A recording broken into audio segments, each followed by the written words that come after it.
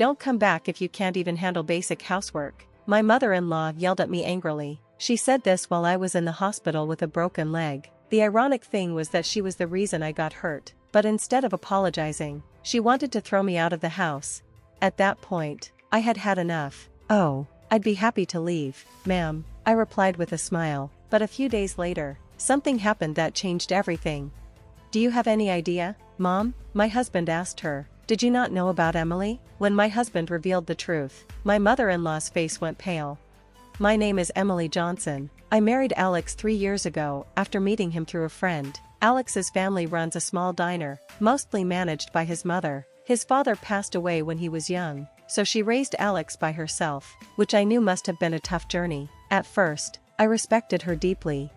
After we married, I kept working, as Alex wanted. He was running the diner alongside his mother, but my mother-in-law didn't like that I wasn't helping around the house. A woman who doesn't even do chores? And working? Women don't earn much anyway. She would complain every day. Soon, her complaining turned into harassment.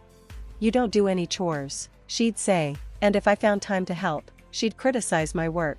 "You're not even doing it right. Do you even care?" No matter how hard I tried, nothing seemed good enough for her. She'd scold me, calling me useless and often lecturing me for hours. My stress kept growing. When I tried to talk to Alex about it, he just said, "It's between you two, don't drag me into this," and kept out of it. Then, one day, things took a turn. The diner was closed, and my mother-in-law left early in the morning. By evening, I received a sudden call, demanding that I come and get her. The call ended abruptly before I could even refuse, leaving me with no choice but to reluctantly head to the train station.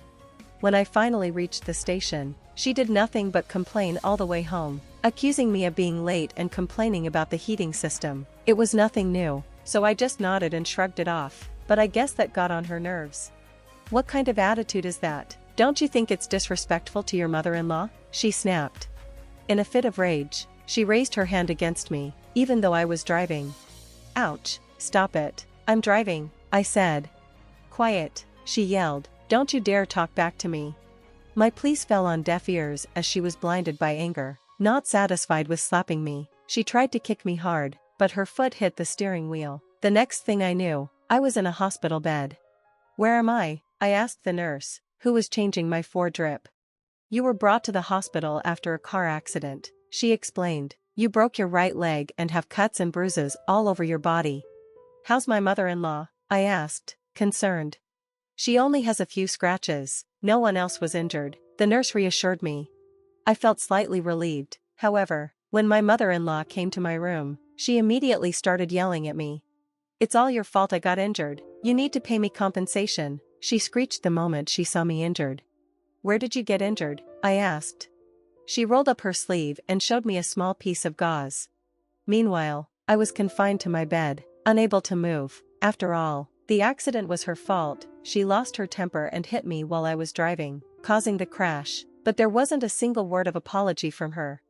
On top of being good for nothing, you want to be a nuisance to your own mother-in-law? You're nothing but a god of pestilence. I never liked you from the start. Don't you dare come back if you can't even do basic housework. The moment I heard those words, I could feel something snap inside me. "Oh, I'd be delighted to do that, ma'am," I said, before I even knew it. My mother-in-law just stood there with a stunned look on her face. "I won't be returning to your house. I'm going to divorce Alex. Thank you for everything until now," I said as I gave a slight bow. My mother-in-law snapped out of her shock and responded, "Oh, how unusual for you to listen for once. Yes, just as you say, I'm useless and worthless. I don't belong in your house," I said, pretending to be downcast. She left the hospital room saying, "Oh, I see," unable to say anything more. Even after that, my mother-in-law kept coming to my hospital room and complaining. "You'll end up on the streets if you can't come back to our house. It'll be too late to regret it then." "Yes, you're right. It would have been better if you had done this sooner," I replied casually, not looking up from my phone. "You're absolutely right," she kept complaining. "Are you listening?" I ignored her as usual, scrolling on my phone. This happened several times. A week after I was admitted to the hospital, my mother-in-law came to my room to complain again. As usual, I ignored her, but then, suddenly, my husband Alex burst in, pale-faced. "Oh, It's unusual for you to visit. What changed your mind? I asked. What on earth is this? Alex asked, holding up a divorce paper with my details already filled in. I asked my family to mail it. I'm glad it arrived just fine, Alex said, with a slight smile. I calmly told him everything my mother-in-law had said to me. Mom, did you not know? Emily earns way more than I do. Alex turned pale as he asked this in a shaky voice. Yes, I've been working for a large corporation since before we got married. I've worked hard and achieved good results, so I hold a fairly high position now. My salary reflects the toughness of the job and, as you put it, is quite substantial. But she doesn't look like she earns that much, does she? My mother-in-law retorted. She always wears the same clothes. That's because Emily has been spending her money on our diner, Alex explained. The diner my mother-in-law runs was on the brink of bankruptcy when Alex took it over. It was in a tough spot, and his mother had no business acumen. He'd been trying to turn it around, and I had been using my salary to help keep it afloat, offering advice on management. Without my help, the diner would probably go out of business soon. No, it can't be true. There's no way that useless woman could do such a thing, my mother-in-law exclaimed, still flustered and unable to believe what she was hearing. I showed her my phone, which I had been using until just a moment ago. What is this? She asked, staring at the screen. It's the data recording of your diner's performance. And this here is my pay stub. My workplace has digitized our payslips, I explained. My mother-in-law stared at my phone and slowly turned pale. No, that can't be, she stuttered. I should mention that I've already consulted with the police about the accident you caused. What? My mother-in-law's expression was utterly shocked. I could only sigh in exasperation. Since an accident occurred, of course the police will conduct an inquiry, right? So I reported everything exactly as it happened to them, and I've submitted the dash cam footage. Why? Why would you do that? She asked, visibly nervous. From her reaction, it seemed like she was aware that she caused the accident. There's a chance you could be held criminally liable, I said, but if you admit it, you might get off with a lighter sentence. After a while, my mother-in-law started trembling, and then to my surprise, she knelt before me. I'm sorry, I had no idea. We've been living off your money. I'm sorry about the accident too. I'm reflecting on my actions. Please forgive me. She changed her attitude right away. Until now, she'd never uttered an apology. Is it that easy to say sorry when it means she can get off the hook? The sight of her was pathetic. It made me more disgusted than angry. Emily, Mom's really sorry. You'll forgive her, right? Alex said, his voice pleading as he laid his hand on my mother-in-law's back. She looked up at him with tearful eyes, and he nodded reassuringly. Watching them try to garner sympathy, I couldn't help but speak up. What are you saying? I will never forgive you. Huh? Isn't it obvious? I said, actually, I intended to divorce you even before this mess with your mom. Alex was taken aback by my unexpected response.